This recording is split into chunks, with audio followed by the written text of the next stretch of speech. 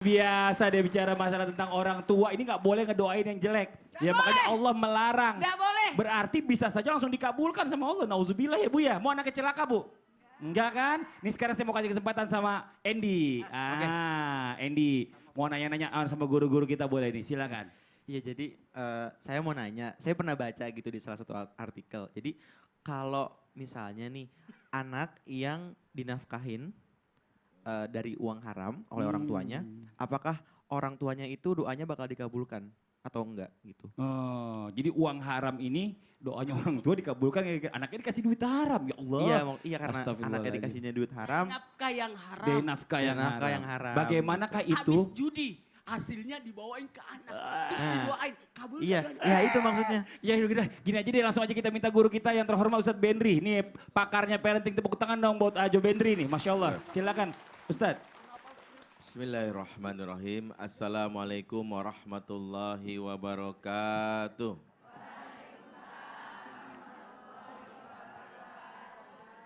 Alhamdulillah, assalatu wassalamu ala rasulillah wala alihi wa sahbihi wa mawala wa ba'd. Pemirsa di rumah dan juga yang ada studio, ibu-ibu semua, kita berbicara orang tua tentang masalah doa. Dan ingat, doa sejatinya adalah senjata kita yang mungkin akan berujung kepada yang namanya kebaikan atau juga keburukan. Sebagaimana tadi sudah dibahas oleh guru kita. Yang jelas bahwa yang namanya Allah telah jelaskan dalam sebuah hadis Rasulullah menyebutkan innallaha thayyibun la yaqbalu illa thayyiban. Sungguhnya Allah itu maha baik dan hanya menerima yang baik-baik aja. Jadi kalau sesuatu yang buruk maka Allah akan menolaknya dan berdampak kepada apa? Kepada namanya terhalangnya sebuah doa. Makanya Rasulullah mengingatkan sampai ketika ada seseorang yang dia mohon sama Allah tapi dari mana pakaiannya lusuh, bajunya juga, sampai juga semuanya berdebu dan apa yang dimakannya sesuatu yang haram. Dampaknya apa? Doanya terhalang dikarenakan harta haramnya tersebut. Apa yang dimakannya haram. Dan itulah yang harus dipikirkan oleh orang tua.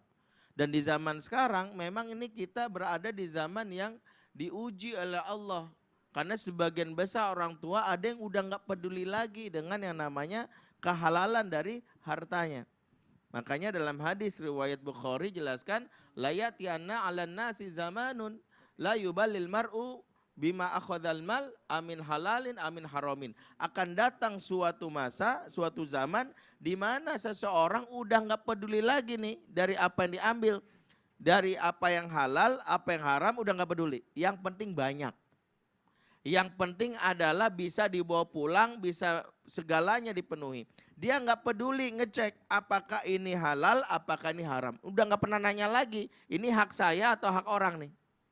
Maka ketika di zaman ini ada, maka kita perhatikan banyak sekali yang terjadi berdampak kepada apa? Kepada generasi yang ada di bawahnya. Makanya ketika Allah berfirman di dalam surat An-Nisa 9, ketika menyebutkan generasi yang lemah, waliyaksalladzina law taraku min khalfihim zurriyatan di'afan khafu alaihim. Hendaklah takut kepada Allah orang-orang yang meninggalkan anak-anak yang lemah.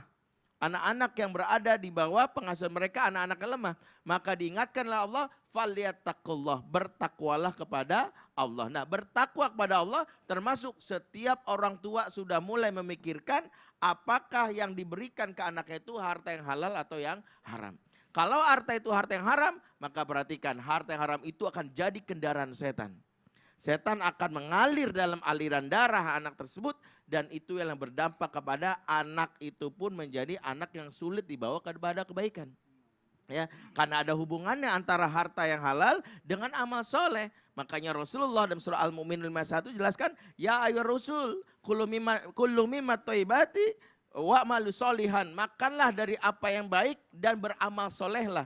Kata Ibnu Katsir dalam tafsirnya bahwa dihubungkannya antara makanan yang baik dengan amal soleh menunjukkan bahwa makanan atau harta yang halal memperbaiki atau mempengaruhi amal soleh seseorang. Masya Allah. Jadi jangan berharap anaknya jadi anak yang soleh. Kalau dikasihkan dengan rezeki yang haram. Karena ketika setan masuk lewat makanan dan Nauzubillah. harta yang haram tersebut, maka dia akan menjadi sponsor kemaksiatan anak Iya, tersebut. nauzubillah. Saya juga pernah nih, mohon maaf sebelumnya Ustadz BNP, jadi ada hubungannya gak nih? Bicara masalah tentang orang tua yang suka korupsi dikasih ke anaknya nauzubillah kena sakit semua, cancer lah segala Bisa macam. penyakit, bisa akhlaknya yang paling parah kalau Nauzubillah. nanti berdampak kepada perilaku anak yang justru sangat tercela. Ih, nauzubillah. paling- Tepuk tangan dong buat guru kita Ustadz Benri, ini pelajaran buat kita sebagai orang tua Ustadz ya. Insyaallah. Janganlah memberikan anak-anak kita itu dengan hal-hal yang haram, yang gak baik ya Bu ya. Orang kita makan yang haram aja doa kita gak diijabah, mau dikasih ke anak, jadi celaka anak kita nanti nauzubillah. Nah sekarang kita pengen lanjut lagi nih, bagaimana hukumnya jika orang tua mendoakan anaknya tapi sebelum doanya dikabulkan ternyata orang tuanya ini dipanggil oleh Allah.